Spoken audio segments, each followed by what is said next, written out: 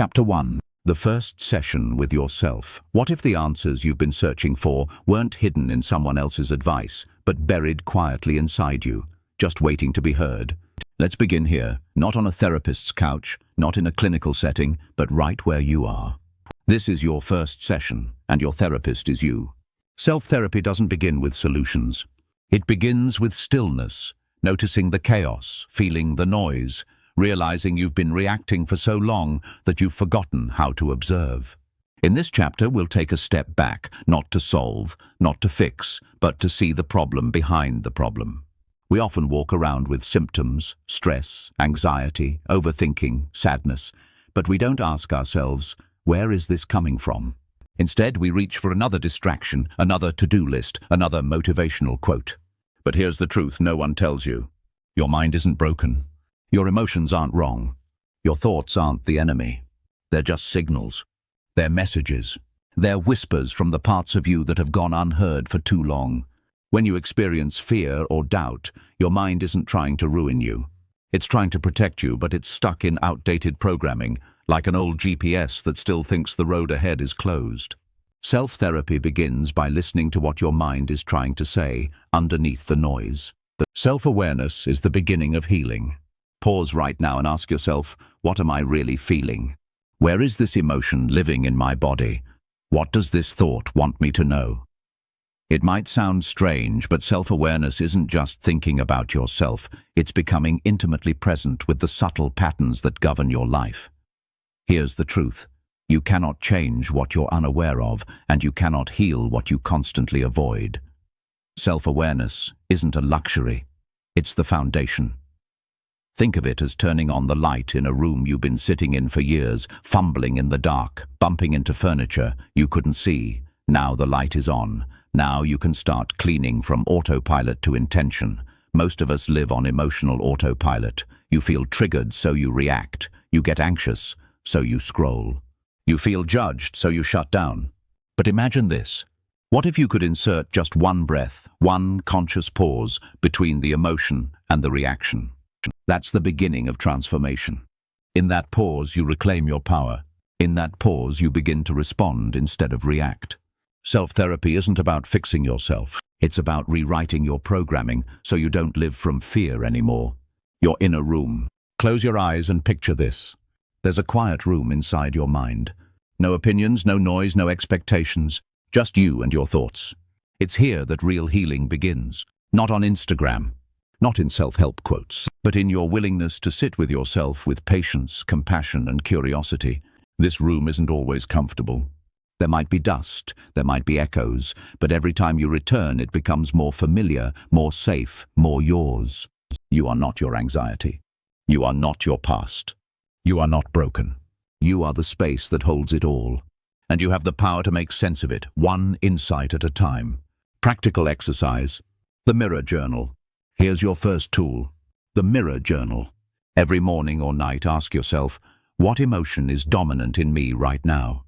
What do I believe about myself because of this emotion? What might I say to a friend feeling this way? Write down your answers. Read them out loud to yourself. This is how you begin to parent your own mind. The truth about self-therapy. You won't always get it right. You'll still have hard days. Your mind will wander. Old patterns will resurface.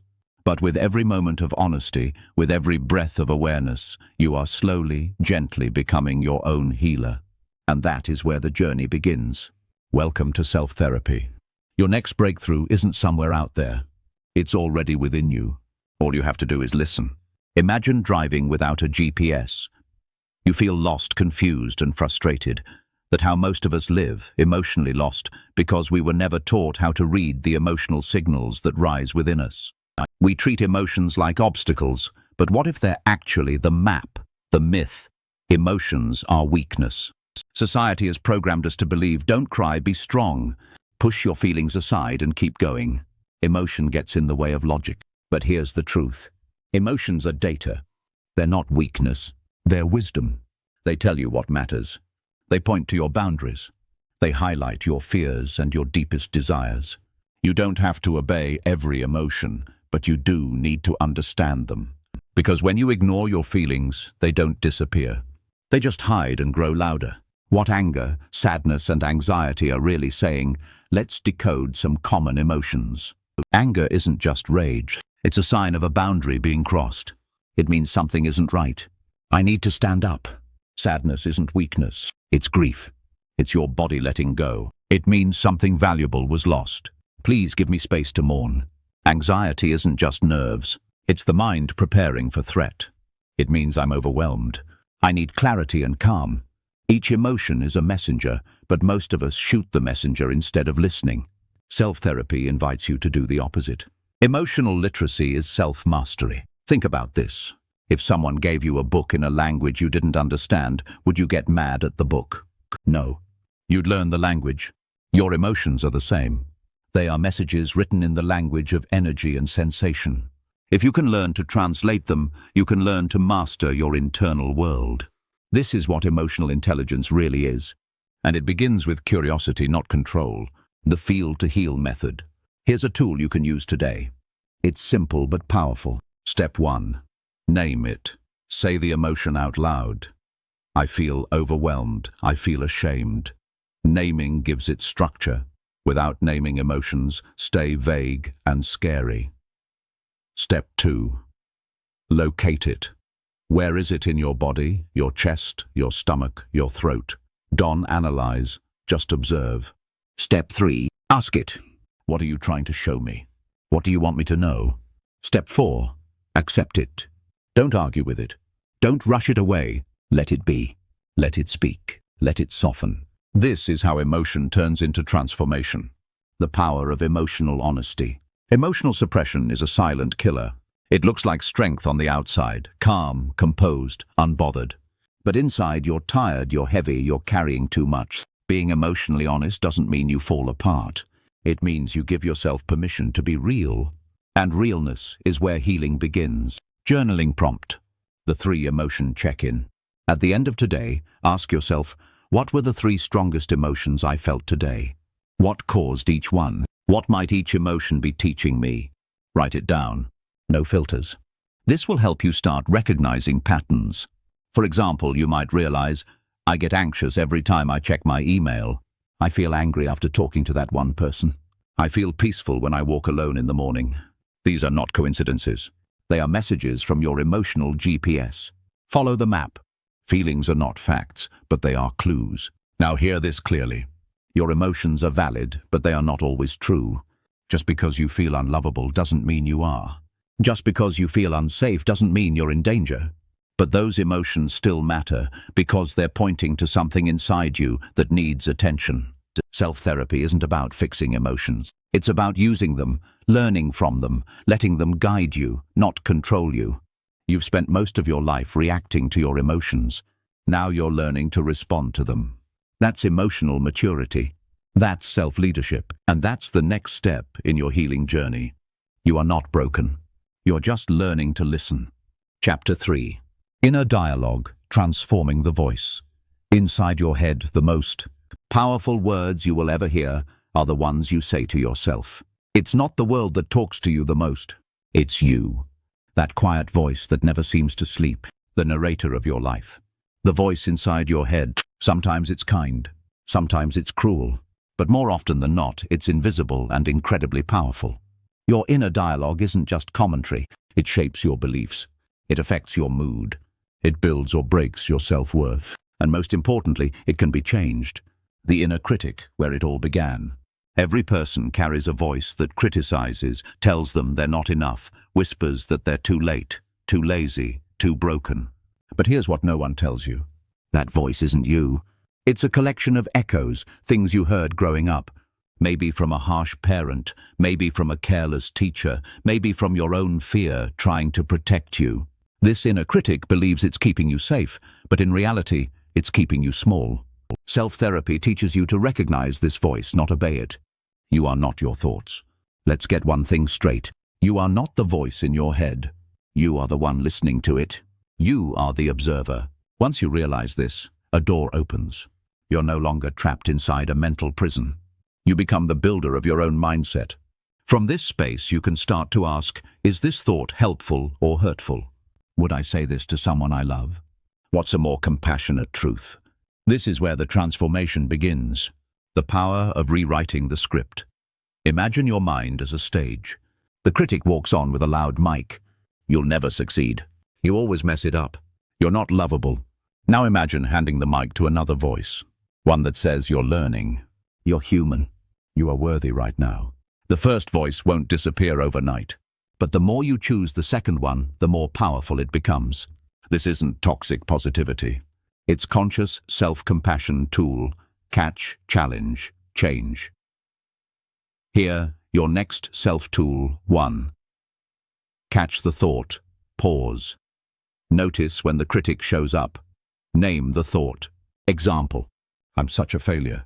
2. Challenge the thought. Ask: is this completely true? Is there another explanation?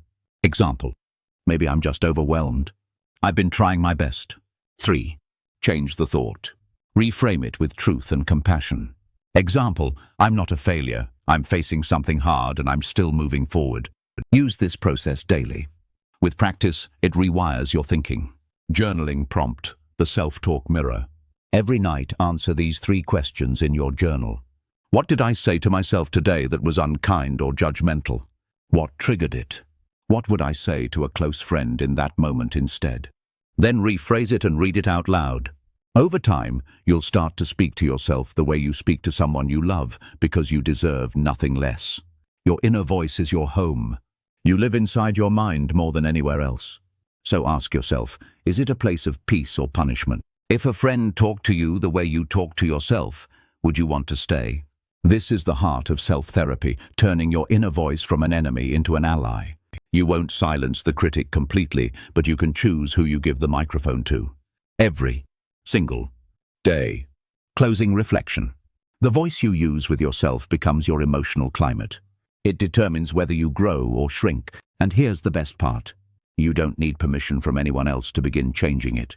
You just need one thing: the courage to listen. Then speak back with love. Chapter 4.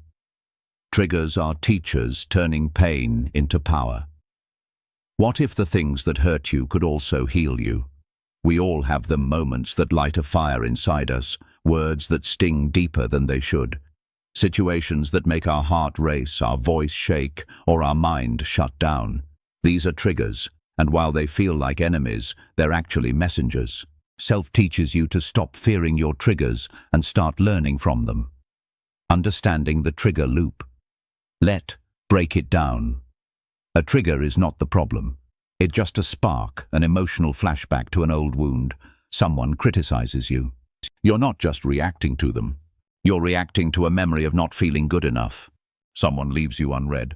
You're not just annoyed. You're reliving a fear of abandonment. The trigger is current, but the pain is old.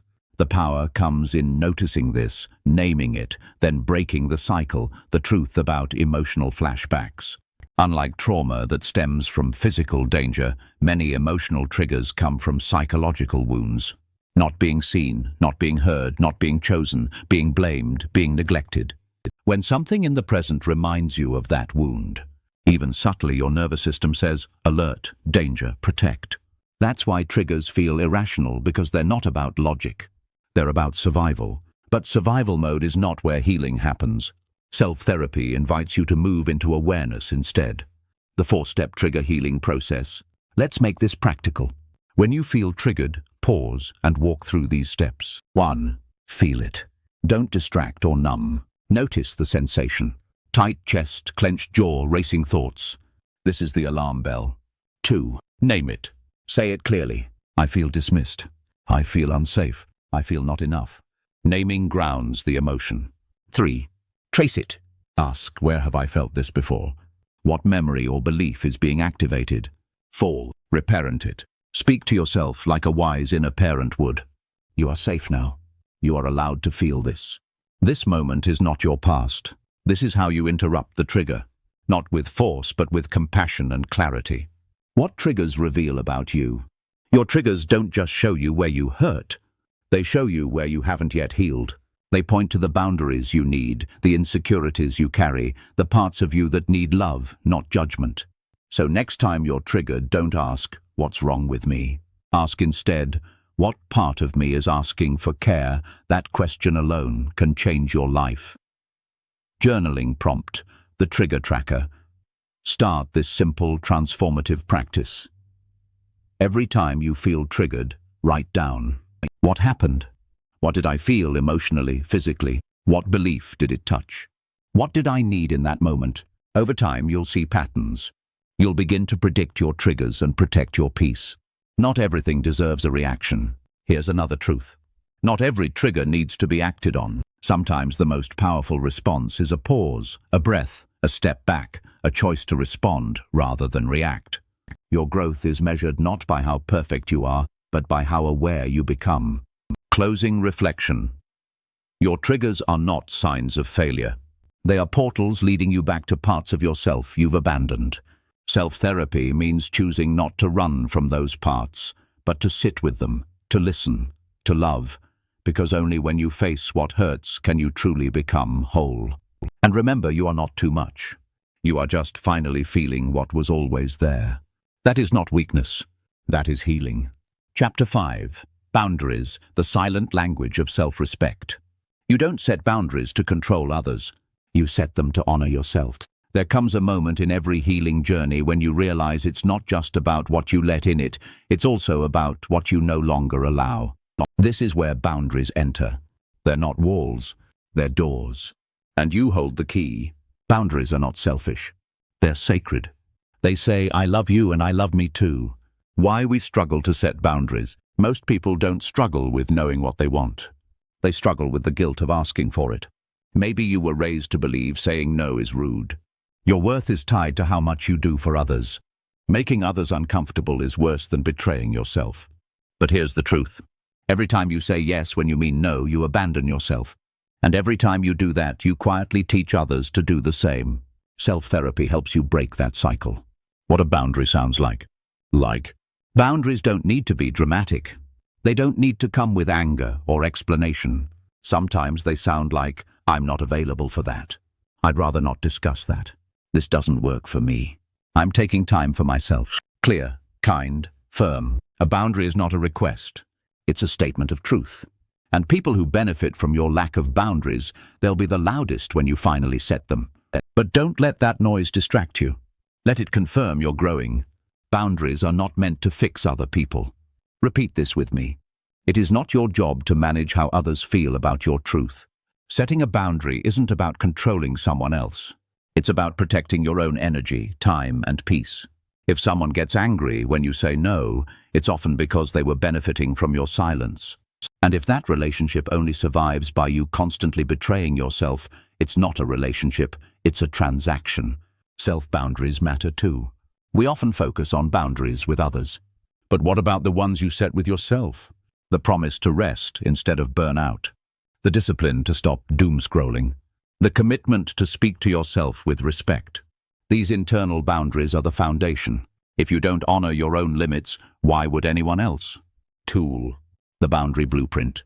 Here's a self-therapy tool to make boundary setting easier. 1. Identify the leak. Where in your life do you feel resentment, dread, or exhaustion? That's where a boundary is needed. 2. Get specific. What behavior is crossing the line? What do you need instead? Example, I feel drained when I get last-minute work tasks after 6 p.m. I need my evenings respected. 3. Communicate clearly. Use I statements. Be direct, not defensive. Example, I'm unavailable for work messages after 6 p.m. I'll respond the next morning. 4. Hold the line. People may test it. Stand firm with calm consistency. Boundaries are not one. Declarations. They habits of self. Journaling prompt my boundary inventory.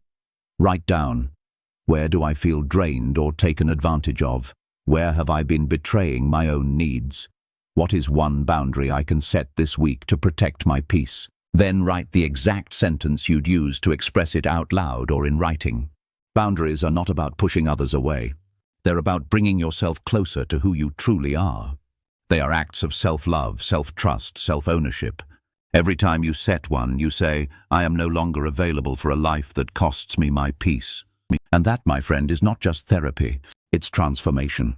Here is Chapter 6 of The Art of Self-Therapy, by Nick Trenton, diving deeper into the transformative journey of self-awareness and emotional healing. Chapter 6. The Power of Self-Awareness. Awakening to your true self. Awareness is the first step toward transformation. You've been living in your mind all your life, but have you really seen yourself? We go through life on autopilot, reacting, adapting, surviving. But real healing happens when you wake up to what's been going on underneath the surface. Self-therapy is the practice of awakening. It's about noticing the parts of you that have been hiding silent or ignored, and when you finally see them, everything changes, the default mode of life. It's easy to let life take the lead, to fall into patterns, relationships and choices that are comfortable even if they don't serve you. This is the default mode of being. But default mode is also where we lose ourselves, where we keep repeating the same patterns, where we make decisions that aren't really ours. Self-awareness asks you to stop running on autopilot. It invites you to look closely at what's happening in your mind, emotions, and choices. When you develop the ability to step back and observe your thoughts, feelings, and behaviors, you awaken from that autopilot sleep. You realize something. You are not the sum of your automatic reactions. You are the one who chooses them, the inner observer, your true self. In the midst of all your thoughts, feelings, and noise, there is a place of stillness, a space that observes but does not judge. This is your inner observer, and when you connect with it, you unlock the ability to pause before reacting. Self-therapy teaches you to strengthen this inner observer, to recognize that you are the conscious witness of your emotions, thoughts, and reactions. The goal is not to control your thoughts or suppress your feelings. The goal is to observe them without attachment. When you see your emotions and thoughts as temporary experiences, you realize they don't have to define you. The 3 levels of awareness.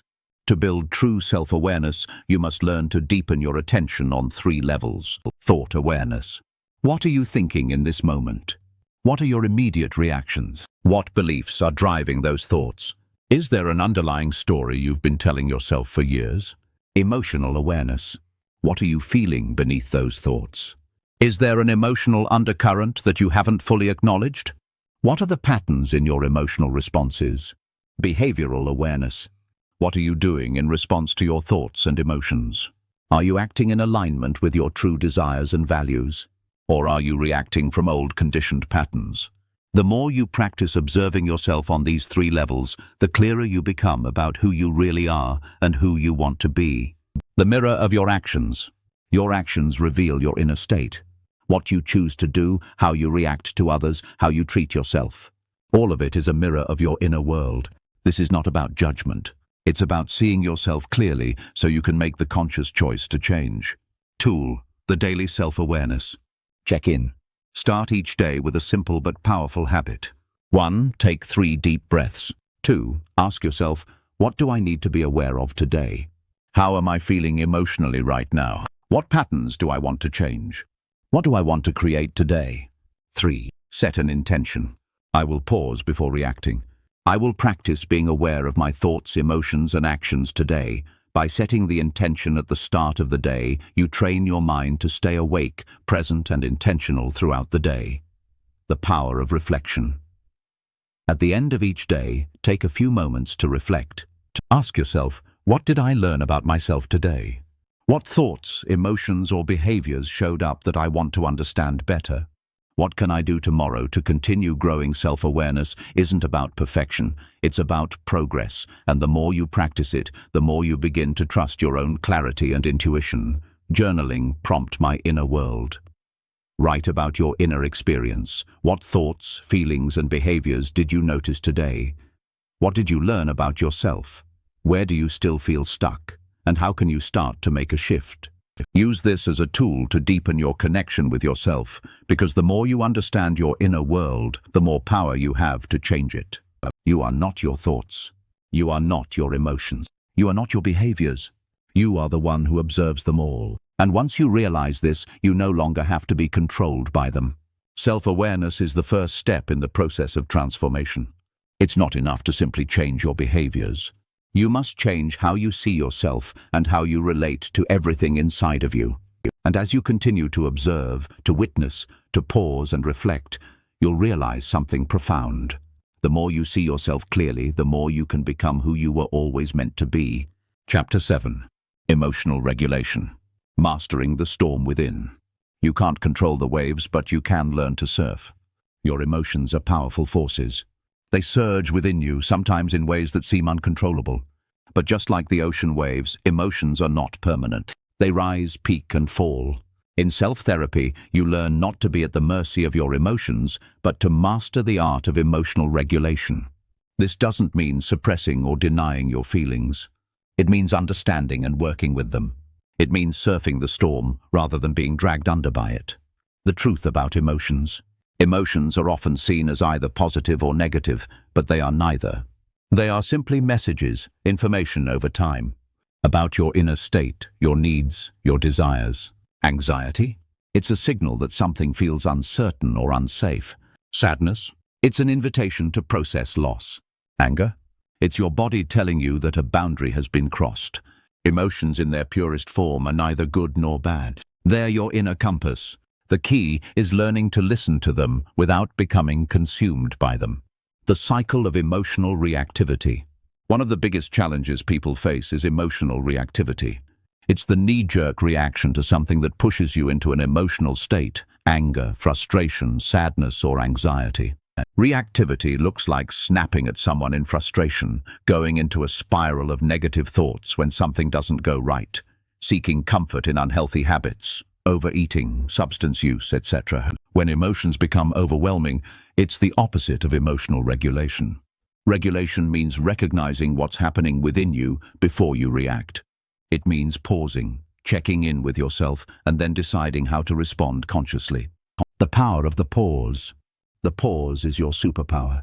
It's the moment between stimulus and response. It's where you can choose how you want to act, rather than just reacting automatically.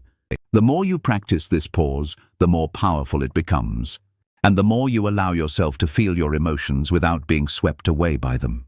Tool: the 5-minute emotional reset. This tool is designed to help you regain control when you feel overwhelmed by your emotions. 1. Step back for a moment. Find a quiet place or simply step away from the situation. 2. Breathe deeply. Take a few slow, deep breaths to activate your parasympathetic nervous system and calm your body. 3. Name your emotion. What exactly are you feeling? Name it. Is it anger, fear, frustration, sadness, or something else? Labeling your emotion helps you gain perspective and reduces its power. 4. Ask yourself, what do I need right now? What's the underlying need or desire that the emotion is pointing to? Are you feeling disrespected? Are you in need of reassurance? Are you hungry for rest? 5. Choose a conscious response. What can you do in this moment to honor your emotions without being controlled by them? Can you take a break, communicate your needs, or give yourself some self-compassion? The importance of self-compassion. Self-compassion is at the core of emotional regulation. It's about being gentle with yourself when emotions arise, rather than judging yourself for having them. If you feel sad, tell yourself, it's okay to feel this way. I'm here for you. If you're angry, remind yourself, it's okay to feel anger. I'll use this energy to make things better, not hurt others. Being compassionate with yourself doesn't mean giving in to your emotions. It means accepting them without shame or guilt. How emotional regulation transforms your life. When you master emotional regulation, everything changes. You no longer live in reaction to every situation or person. You become more grounded, calm, and resilient. You'll notice better decision-making because you're not clouded by impulsive reactions, stronger relationships because you communicate from a place of clarity and respect, greater peace of mind because you're not constantly battling your own emotions. Emotional regulation doesn't just benefit you, it benefits everyone around you. Journaling prompt: My Emotional Mastery Plan. Reflect on your emotional patterns. What emotions tend to overwhelm me the most? How do I usually react when I feel angry, sad, or anxious? What do I need to change in how I respond to my emotions? Then write down a specific plan for the next time you feel overwhelmed. What will your 5-minute emotional reset look like? How can you begin to practice emotional regulation today? Emotions are not the enemy. They are signals to be understood, not ignored. By learning to regulate them, You empower yourself to live a life that is balanced, intentional, and calm. The storm will still come, but with emotional regulation, you'll be the one steering the ship, not the waves. When you learn to surf your emotions, you master not only your internal world, but also your external reality. Chapter 8. Challenging your beliefs, rewriting your inner story. The stories we tell ourselves shape the reality we live in. How many times have you said to yourself, "I can't do that," or "I'm not good enough"? These thoughts may feel like truths, but they are just beliefs, stories you've been telling yourself for years. The stories you believe shape the way you live, the actions you take, and how you view the world. If you're stuck in a negative cycle, it's time to start challenging these beliefs. It's time to ask, are these stories really true, or have I been telling myself lies? The power of beliefs. Our beliefs are like the lens through which we view the world. They determine how we perceive our experiences, how we interpret our failures, and how we react to challenges. These beliefs often form early in life, shaped by our experiences, upbringing, and the messages we receive from others. But as we grow, we continue to reinforce them, even if they no longer serve us. The good news is you can change your beliefs. You are not stuck with the stories you've been telling yourself.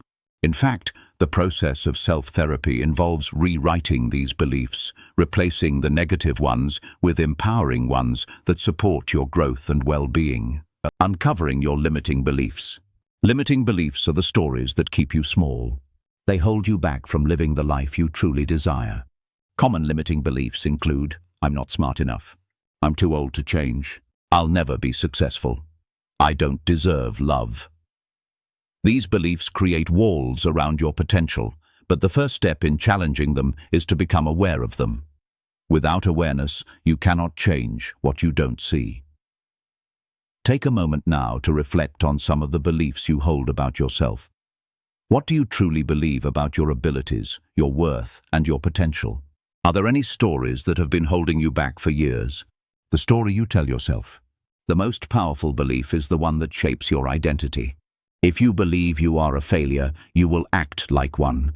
If you believe you are unworthy of love, you will struggle to accept love from others. If you believe you are incapable of achieving your goals, you will give up before you even try. But the opposite is also true.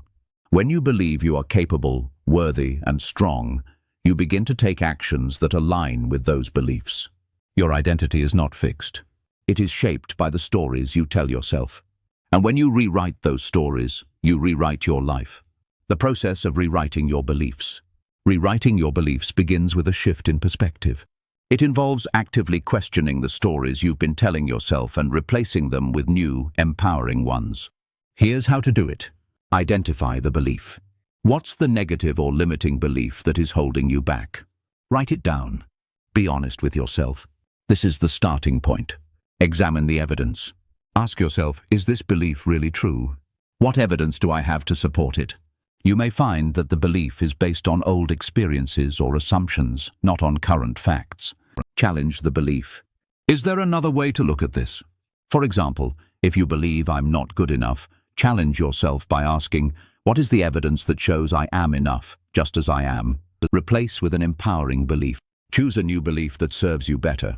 It might be something like, I am capable of achieving my goals. Repeat this new belief to yourself daily, especially when the old one resurfaces. Take action. Change only happens when you take consistent action. Align your behaviors with your new belief. If you believe you are capable, start doing things that demonstrate your capability. The role of affirmations. Affirmations are a powerful tool for rewiring your beliefs. They are positive statements that help shift your mindset and reinforce the new story you are telling yourself. For example, if you struggle with the belief that you're not good enough, try these affirmations. I am worthy of success and happiness. I am capable of achieving anything I set my mind to. I have everything I need to create the life I want. Repeat these affirmations regularly, especially when self-doubt arises. Over time, you will start to believe them, and your actions will follow. Tool, the belief transformation exercise. Take a few minutes each day to practice this belief transformation exercise. 1. Write down one limiting belief you have. Be honest with yourself and choose one belief that has been holding you back. 2. Challenge that belief. What evidence do you have that contradicts this belief? Can you think of any experiences, successes, or positive feedback that show this belief is false? 3. Write down a new empowering belief. Replace the limiting belief with one that supports your growth. Make sure it is positive, specific, and present tense. For example, I am constantly learning and improving. 4. Affirm your new belief. Say your new belief out loud. Repeat it to yourself daily. Feel the truth of it in your body and mind, the importance of consistency. Changing your beliefs takes time. It's not a one-time exercise, but a consistent practice. As you continue to rewrite your beliefs, you will start to notice shifts in your thoughts, feelings, and behaviors. The more you align your actions with your new empowering beliefs, the stronger they will become. You'll notice that the old stories begin to lose their power. You'll start taking risks, setting bigger goals, and achieving things you once thought were impossible. This is the process of transforming your mind and your life. Journaling prompt. My new belief. Take a few minutes to reflect on your current beliefs. What negative beliefs do I hold about myself or my abilities? What evidence do I have that contradicts these beliefs? What new empowering belief can I adopt to replace the old one? Write about your process of transformation and set an intention to consistently challenge and rewrite your beliefs. Closing reflection. The stories you tell yourself shape the reality you experience. By challenging your limiting beliefs and replacing them with empowering ones, you can transform your life in profound ways. Remember, you are not bound by the past. You are free to write a new story, one that aligns with your true potential. Every belief is just a thought, and every thought can be changed. You have the power to rewrite your inner narrative step by step, and to create the life you've always dreamed of. Chapter 9. The Art of Forgiveness. Releasing the past to move forward. Forgiveness is not something we do for others. It is something we do for ourselves. Forgiveness is one of the most powerful tools you have in your self-therapy journey. It's a way to release the pain, anger, and resentment that keep you stuck in the past. Many people think forgiveness means excusing someone else's behavior. But true forgiveness is about freeing yourself from the burden of holding on to negative emotions. Forgiveness doesn't mean forgetting or condoning the wrong that was done. It simply means choosing to release the grip that the past has on you.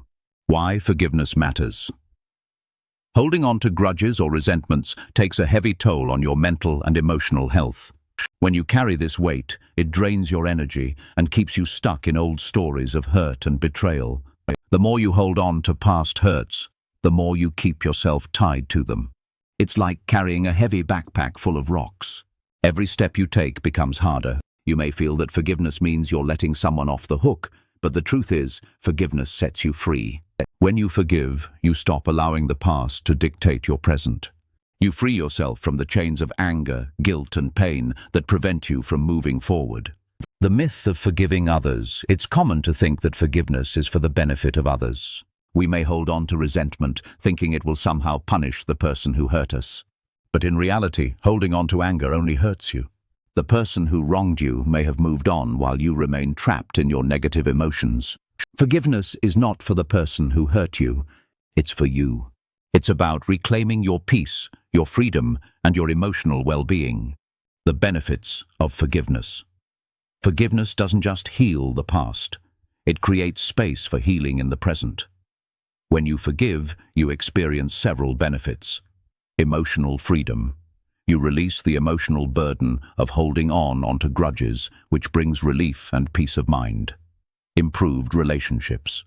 When you forgive others, it clears the way for healthier, more authentic relationships, free from bitterness or resentment. Reduced stress. Holding on to anger and resentment keeps your nervous system on high alert.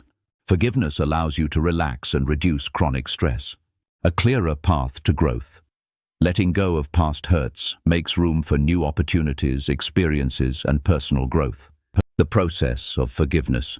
Forgiveness is not always easy, especially when the pain runs deep. But it is a process, a choice you make to free yourself from the past. Here are the steps to begin forgiving, even when it feels difficult. Acknowledge the pain. Before you can forgive, you must first allow yourself to feel the hurt, anger, or disappointment. It's important to honor your emotions and give yourself permission to grieve. Take responsibility for your own healing. Remember, forgiveness is about your peace, not about the other person. You are responsible for healing your own heart. Don't wait for the other person to apologize or change. You have the power to choose to forgive, whether they ask for it or not. Shift your perspective. Try to understand the other person's perspective. What might have been happening in their life that led to their actions.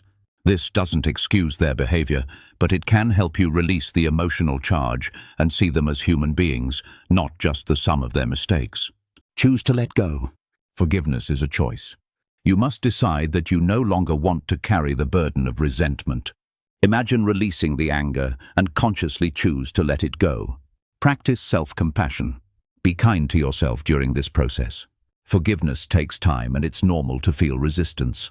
Forgive yourself for any feelings of anger, resentment, or judgment you have about the process. This is part of your healing journey. The power of self-forgiveness. While forgiving others is powerful, self-forgiveness is equally important. You might have done things in the past that you regret, and those actions may weigh heavily on your heart.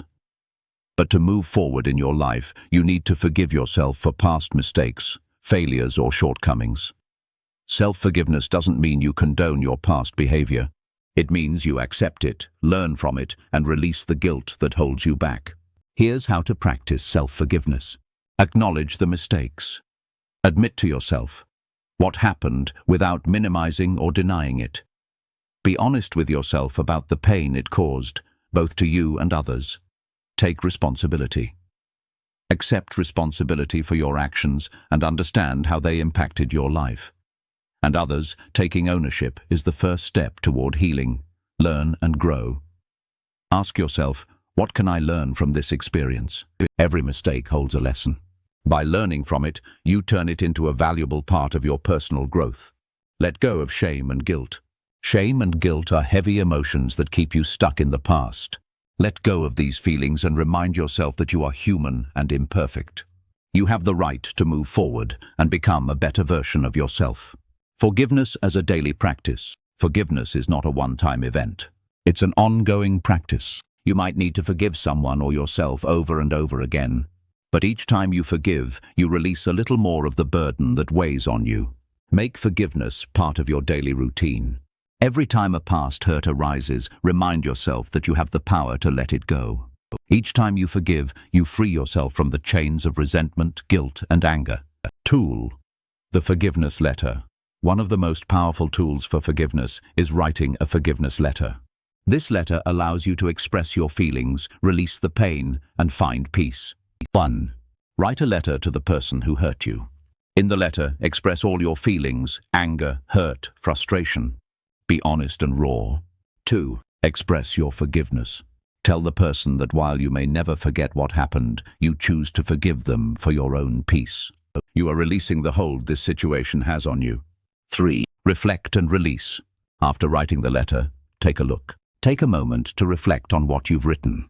You may choose to keep it, destroy it, or simply hold it in your heart as a symbol of release. Journaling prompt, forgiveness practice. Reflect on the following. Who do I need to forgive in my life, including myself? What emotions are tied to this past hurt? How would my life change if I let go of these feelings and forgave? Write a forgiveness letter to yourself or the person you need to forgive and set an intention to practice forgiveness daily. Closing reflection. Forgiveness is not about excusing the wrongs done to you. It's about releasing the emotional hold that the past has over you. Forgiveness is an act of self-care, self-liberation, and healing. As you practice forgiveness, you will experience greater freedom, peace, and emotional resilience.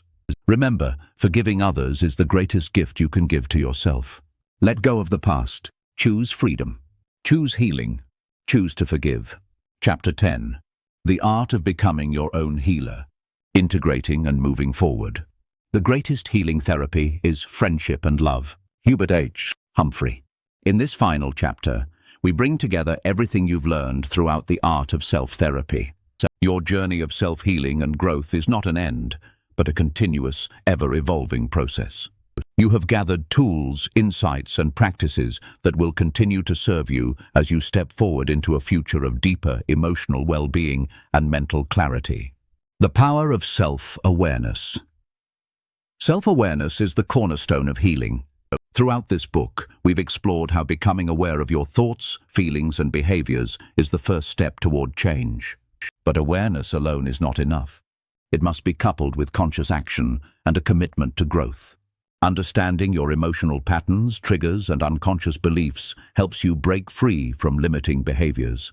But the consistent practice of applying these insights that leads to lasting transformation.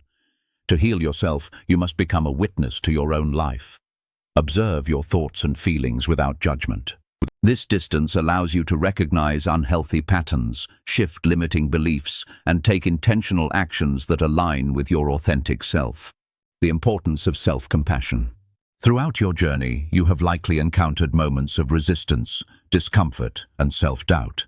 These are all normal parts of the healing process. What matters most is how you respond to these challenges. Self-compassion is the art of treating yourself with the same kindness, care, and understanding that you would extend to a friend. When you struggle, be gentle with yourself. Rather than criticizing yourself for not being perfect, embrace your imperfections as part of what makes you human. Healing is not a linear process, and setbacks are inevitable. But self-compassion helps you navigate these moments with grace, allowing you to bounce back stronger and more resilient than before. Integrating your healing practices. The techniques and practices we've covered, mindfulness, emotional awareness, forgiveness, self-reflection, are tools for your ongoing self-therapy. They are not meant to be temporary fixes, but lifelong companions in your journey of self-healing. To truly integrate these practices into your life, consider the following. Consistency is key. Set aside time each day for self-reflection, journaling, mindfulness, or any practice that supports your mental and emotional well-being. Even 5 minutes a day can create profound changes over time. Create rituals. Healing becomes more powerful when you turn these practices into rituals. For example, you could begin each morning with a short meditation or spend 10 minutes in the evening reflecting on your day. Rituals anchor your healing process in your daily life, making it easier to stay consistent. Celebrate your progress. As you move forward, celebrate your wins, big and small. Every moment of growth, every insight, and every act of self is worth acknowledging. This positive reinforcement keeps you motivated on your journey. Stay open to learning. Healing is not something you complete. It's a continuous journey of learning, growing, and evolving. Be open to new experiences, insights, and practices that can support your growth. Transforming your mindset. As you continue on your self-therapy journey, remember that one of the most powerful tools you have is your mindset. Your thoughts shape your reality. When you change your perspective, you change your life. Start by shifting your mindset toward growth and possibility. Instead of viewing challenges as obstacles, see them as opportunities for growth. Embrace change and uncertainty as necessary parts of your evolution. Taking ownership of your life. Self-therapy is about taking full ownership of your life. It's about recognizing that you are the author of your own story, and you have the power to rewrite it whenever necessary. Your past does not define you. Your current circumstances do not define you. You define yourself by the choices you make today. Taking ownership means not waiting for external circumstances to change before you can be happy or at peace. It means accepting responsibility for your own well-being and committing to take action every day to move closer to the person you want to be. Living with purpose and passion.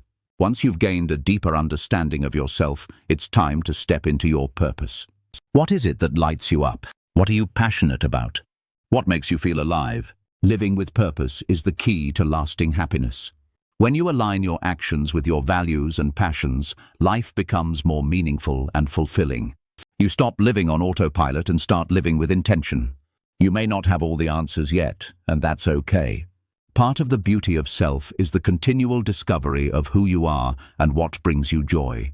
The more you learn, the more you realize that your purpose is ever letting go of perfection.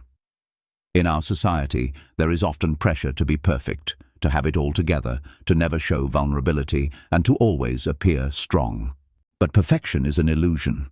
True healing comes from embracing your imperfections and learning to live with them. Letting go of perfection means accepting that you are a work in progress.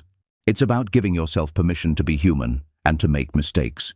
In fact, it's often through our mistakes that we learn and grow the most. So let go of the pressure to be perfect and embrace the journey of becoming your authentic self. Tool, the future visioning exercise. One of the most powerful ways to continue your journey of self-therapy is to have a clear vision of your future self. What do you want your life to look like in 1 year, 5 years, or even 10 years? Take a moment to close your eyes and envision your ideal future. What do you see? How do you feel? What kind of person are you becoming? Write down your vision and refer to it regularly. This vision will serve as your guiding light, keeping you focused and motivated on your journey of healing and growth. Closing thoughts. Your healing journey continues. As you close this book, remember that self-therapy is not a destination, it's a continuous journey.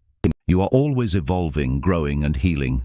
By committing to this journey, you are taking control of your mental, emotional, and physical well-being. You've now been equipped with tools, insights, and practices to support your ongoing transformation. But the real power lies in your ability to apply them consistently, to trust yourself, and to take responsibility for your own healing. You have everything you need within you to live a life of peace, purpose, and fulfillment. The art of self-therapy is your personal masterpiece. Create it, nurture it, and share it with the world.